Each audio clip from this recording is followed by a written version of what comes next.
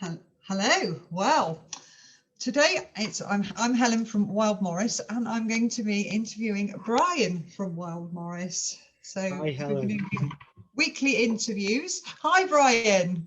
Nice to see you. And you, how are you doing? I'm all right. Yep, just in my usual lockdown mode as normal. Wearing my Morris hat around the house as you do.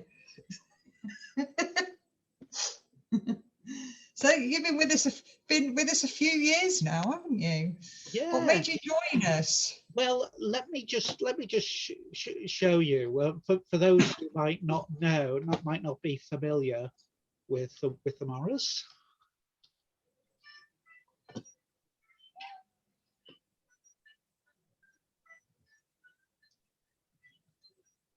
I'm trying to look for you there, see if I can see you. No, so there's Wyld Morris, and this was us dancing at Bridport Folk Festival a couple of years ago. And so that's what I want to do. But originally I was a rapper dancer. So when I was at Newcastle University, I got into rapper dancing. Then when I moved from Newcastle, I moved to Hull and I joined Green Ginger Morris. And that was when I first got to know a bit of Cotswold Morris, but only for about a year and a half. And then I moved away. I moved to various places. But a few years ago, I moved to Bridport, and I thought it was time to get back into the whole Cotswold Morris side of things again. So I think I saw you dancing on a May Day in about 2018 and thought, outside the Tiger. Outside the Tiger, that was it. I can recall having a chat with you about that and saying, oh, I quite fancy doing this. And then it was obviously the dancing season for you on May Day. And I missed out at the start of the September, October time, but it was actually on the local Facebook group on Bridport Banter. The Bryony posted something and say, anybody fancy learning some Cotswold? We've got a new members welcome day this evening. And it was in Bridport and it was starting at 7:30. And I thought, oh my God, that's half an hour's time. So I rushed down my tea and said to my wife, right, I'm popping out, I'm going to join the Morris dancers. So I went along and I was given a stick and they showed me what to do. And it came back to me. Once the music started playing, I was able to record it. So it was good. So that was when I joined, which must have been January 2019. And then May Day, 1st of May, dawn was when I made my debut. And so I danced throughout that season from May till September. And that was great fun. So that was how a year since seeing you outside the Tiger then. Yeah, that's right. Yeah. Did you enjoy your first season? Because there's not been much dancing since then, has there? Well, it was great fun. It was great fun. So I had that season from May till I think September, and then come the AGM in December, Vicky or Squire said to me just before a couple of days before the meeting, Brian, do you fancy being an officer and being events coordinator? And I thought, oh yeah, because I really wanted, this was moving towards retirement, so wanting to do something, not just doing the dancing, but doing a bit more. And I said to Vicky, yeah, I'm happy to do this. And what I'd quite like to do is to use some of my IT expertise. And she said, great. She was really happy doing this. So let me just show you some of the things that I was involved in doing. I'm glad you mentioned this because I was going to ask you about that. Well, so what happened? I first had a look around at what we were doing and also what other sides were doing, local sides were doing. So initially I thought it would be about the website. So I did a bit with the website, but I discovered that most of the engagement was taking place within Facebook, and that wasn't just for us, but with many sides that I knew. So I thought, right, the first thing will be to do something with Facebook. And initially I had a long number, I think, for the Facebook page. So I rebranded it just as Wyld Morris. And then throughout that season of dancing, I've been taking lots of photos. So I made sure that I uploaded photos and some videos. So I started to do that with the Facebook. And I think lots and lots of Morris sides do that these days. But then it was coming up to our 10th anniversary, and I've always had a bit of an interest uh, in the history and maps. So here were the dance spots in 2019. So that was our first one, which was a lovely, bright, sunny day, the Wassail do. And this was the May Day. I don't think you were there on the May Day. No, I would have been at Cern Abbas in the morning, but then I would have joined Wyld in the afternoon. We danced outside the Crown. We did indeed. But so at dawn, I was there at dawn and at Stonebarrow, and then we had breakfast at the Five Bells in Whitchurch, Canonicorum. And so here was some of the dancing outside, and we had breakfast there afterwards. And then about after 8 o'clock, we went and we moved. Oh, so that Five Bells is a great pub. That's one of the things I really like about being around Dorset, to the great village pubs. This was another highlight, was Simonsbury School. The kids absolutely loved it. There was a whole playground. It was just before they went in, and we got such a lovely cheer as we danced and at the end. So that was really, really good.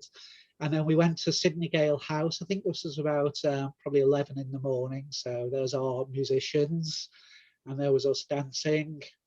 And then I think we had a oh no, I don't know who that is, but it was a nice photo. I thought I'd show that. So then we had we had a bit of a break in the afternoon, and then in the evening we went to the Crown. So you joined us in the Crown, did you? Yeah, we didn't do the Tiger that year. The Tiger was the year before. Yeah, so yeah, right. We went to the Crown. Took a photo of us, I remember, with the lovely sunset behind us in the island, the tropic island. That's right. So basically, that's what we did in 2019. So we went as far north. Can I say north as regarding the Ilfracombe Festival, and then east to Swanage Festival. Right, so it was very much focused around Dorset and Devon, and it would be lots of Wednesday evenings in pubs, with the occasional weekend folk festival. So there was Ilfracombe, Swanage, and of course Bridport Folk Festival we did. And so that was kind of what we did. And I was using my IT expertise and interest to have that map. So the map would be really, so we've got a history. So when we have our 20th anniversary in 2020, I'll probably not be dancing, but I'll be able to say, this is what we did in the old days. But it's also potentially useful for recruiting. So when people say, what do you do? We show them and say, this is where we go to, and we've got some photos and videos. And also for the team stories. So we can have a chat and a bit of reminiscing about some of those events. Yeah, I was going to say, I've really enjoyed having a little reminisce with you, with your Google slideshows over the lockdown. It's been an odd one, hasn't it, lockdown? But we have kept ourselves entertained, haven't we? With all the yes. So this was the kind of interesting thing, of course. So my role, which started really in the January, was as events coordinator. And there was about one event to coordinate that had already been planned, which was the Wassail do in January. And of course, our season of dancing was very much curtailed. So what did we do? Well, we did what so many Morris teams and so many other social groups do. We had a Zoom meetings. So we had the Zoom meetings, which replaced our practice nights on Wednesday evenings for 40 minutes from March through to May. But it was a bit more than just the chats, which some social groups do. We regarded them as practices. So if we just look at some of these things, the things that we did a bit of practicing. So here was Roger telling us how the hankies should be gliding and stay up in the air, yes, which I didn't know about, the control of the hankies. It's not just the sticks, you need to control the hankies as well. So Roger, who's our most experienced dancer, did well with that. And then we did a bit of, we tried to learn a new dance, didn't we? We were saying about things, so a quick Google on the website, and we found the music for Well, the Morris Federation website, wasn't it? It was either the Fed or the Morris Ring. We found the music and the steps. So we started to do that. And in this particular meeting, we also did a bit of singing. So Ruth had shared the lyrics for a song that she'd written, and we all sang along to it. And there was some music with it, which in retrospect we learned you don't do. You don't all sing along with all the mics because it's all at different timings and blah, blah, blah. So we soon learned that what you do, you have one person singing or playing, and the rest of us might sing, but we have our mics on mute. So that's kind of what we did in lockdown. We had some Zoom meetings, and then we've got musicians meetings at the moment, haven't we? That's right. So we're continuing to having other type of meetings with the musicians, or learning some maybe, or practicing the tunes that they play, but also maybe learning some new tunes. And the squire and the foreman or foreperson will be looking at how we can dance in a socially distanced way with just 4 or 5 dancers and no hands around but sticks around and the like. So that was some of the things that we've been doing, which led to about 4 or 5 dance outs in October and November. Yeah, well, we did. We first danced out in May 2011, and it's our 10th anniversary, wasn't it? So it is. How do you think you can help make it a memorable year? Well, there's the thing, isn't it? There's the challenge. So if we just look at some of the things that we have done, so we had a quiz in January. We decided to have a bit of a quiz, a bit of a fun type thing. So you and I, we put this together. And so that was fun. You remember this question: how many different musical instruments have accompanied our dancers over the time? Can't remember what the answer was to that. Talking point, that one. And then we had to list the intro, and you spotted one that we've forgotten about. What was this one here, Helen, that Ray was playing? Oh yeah, it's claves, the little wood sticks. Yeah, we've forgotten about claves. They actually weren't on anyone's list, but they're there in the photo. They were in the photo, yeah. Oh, and the other one was the bells that somebody had strapped to their feet in one of the photos. No, that's right, yeah. So I mean, because that's one of the things, we're really good in the numbers and the quality of the musicians that we've got. We attracted several new members about a year ago, didn't we? So the music and the singing is an important part of what we do. Yeah. So that quiz was really good fun. I enjoyed the quiz. So there was a quiz, and then we had some video shows as well, didn't we? Yeah, so then the other thing, it's our 10th anniversary, so we want to do something a bit different, and we can't dance, and it's going to take us a while to remember the dances and get back to fitness.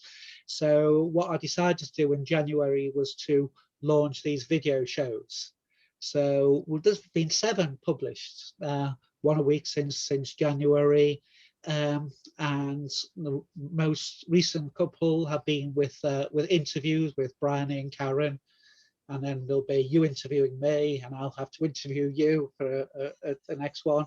But what I kind of like to do was have a bit more open to everybody. So it might be that we record a bit of a chat with the musicians, or a chat with the dancers, but also not just the music and the dancing, but the other aspects of the like the kit we have, the wonderful new tatters that we've got.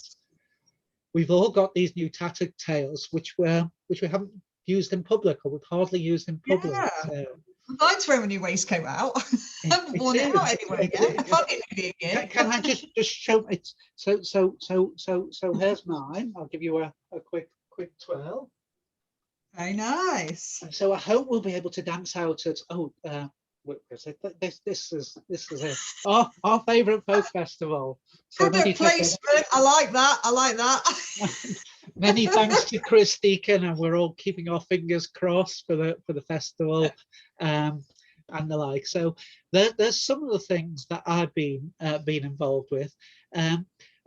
Another thing has been Yeah, because we've been busy on the social media as well. well, so that's right. So we launched a Twitter channel just about a week ago. Just got about, well, it's up to about 22, 23 followers now, but it's all a part of engaging with our audiences. So the audiences might be the new dancers and the new musicians, so the whole recruitment side of things, but also our community. So there are the audiences, the people who like to see us dance. And we actually really noticed this in October during the lockdown when we were dancing outside Bridport Antiques, how much people love to see us dance. So when we have a bit normality around town, we want to make sure that they know about us, but also our venues. There's some great venues that we have. There's the Bridport Antiques outside the Tiger. There's the Monkton Wyld itself, and there's also Apple Days and everything. Apple Days, the Wassail Days and the like, because obviously there's so much going on the cultural side of things around Bridport. So we need to make sure that we've got those communication channels in place. So I've been doing kind of a bit of that. So yeah. How do you think it's going to lead us into the future then, out of lockdown and into dancing? And well, what have you been up to and we'll be carrying on with? Well, so one thing is, of course, that we're not alone. So there are lots of Morris teams and sword teams and Molly teams and the like around the country. And we're part of the Morris Federation. And I think there are about over 500 affiliated members. So when I first started to look at things we could do for Wyld, I got to know a bit more about the Morris Federation, and they've been running a number of online workshops and talks on Zoom, and I've been involved in a couple of those. And there was a team finder, and so I looked at our team entry, and I thought, and so I made sure that we updated our social media entries, and realised that the stuff I could do with Wyld might also be of interest to the wider Morris community. So it was just after Christmas, I think it was, I volunteered to become involved with the Morris Federation. So that's something I'm also doing at the moment. So looking forward to doing. You're a great benefit to them. Yeah, well, thank you. Thank you. It's fun. It's fun chatting to other people who've got similar interests and the like. And also getting prepared for when we start doing something different. So obviously there'll be the dancing, and other people in the team are involved in the starting up the practices again. But something I've just been thinking about, and tell me what you think about, Helen. I was thinking we should have a publicity campaign. So I'm thinking that we might start this in early April, might be a good time for this. So what I thought we could do would be to have a big post display down the financial district of Bridport. I could say Leicester Square. I can see us in Leicester Square, or something. Oh yeah, we can do all of those things. So anyway, that's the type of things that I've been doing and the like. So nice one. Well, thanks, Brian. I really enjoyed that. It's nice to have a catch up as well and see what you've been up to. And it's been a nice little trip down memory lane as well, with all the Morris stuff over the last year, because we haven't actually been sat on our bums not doing anything. No, that's absolutely. Yeah. So thank you, Helen. Thanks, Brian. Nice one.